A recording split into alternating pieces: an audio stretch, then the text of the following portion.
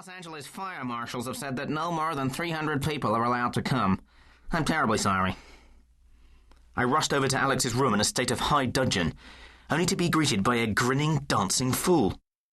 He too had been called by Cassiniac while we were out, only his message had informed him that, provided he arrived no earlier than 11:30 p.m, he could come. The little bastard had been given my place on the guest list. I was devastated. Up until this point, I'd been exaggerating how much I cared as a way of needling Alex. In common with most intelligent, educated people, he considered it incredibly uncool to get excited about the prospect of hanging out with celebrities. "Who wants to jump through a series of hoops just to rub shoulders with Michael Caine?" he drawled, when it looked as though he wasn't going to make it onto the list. Among my peer group, admitting that you were dazzled by movie stars was on a par with confessing to having a soft spot for the royal family. It simply wasn't done. Celebrities were just the trained monkeys of the entertainment moguls who ran the media-industrial complex, and sophisticated people like us weren't supposed to be impressed by them. In reality, of course, Alex was no more capable of resisting the allure of movie stars than a 14-year-old schoolgirl.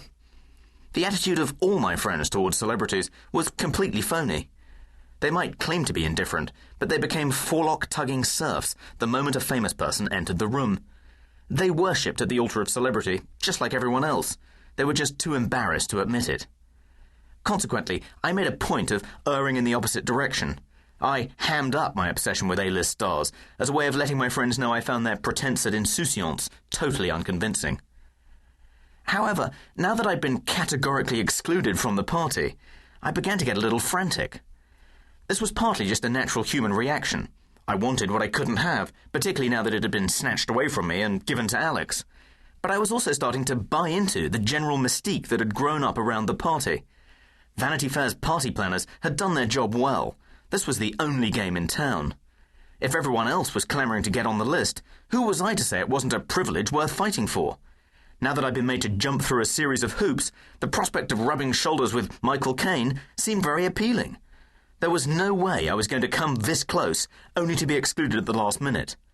One way or another, I would go to the ball. At 11:30 p.m. on the dot, I straightened my bow tie one last time, summoned up as much self-confidence as I could muster, and pushed my way past the police barrier until I was face to face with the clipboard Nazi. Two enormous bouncers loomed on either side of her.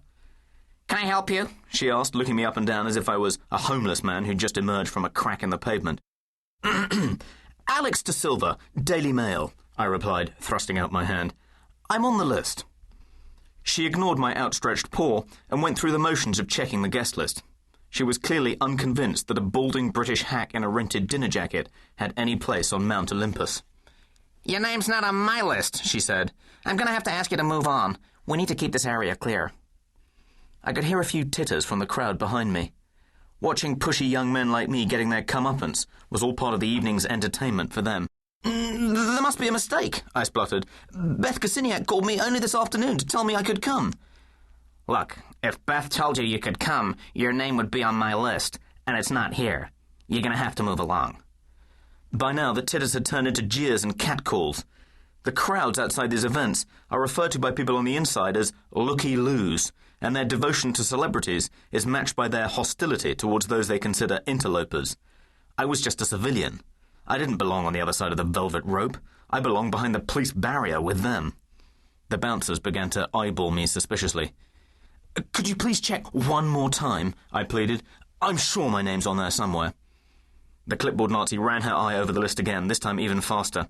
"Not here," she concluded. "Bye-bye." What was going on? Had Cassiniac forgotten to take my name off and replace it with Alex's?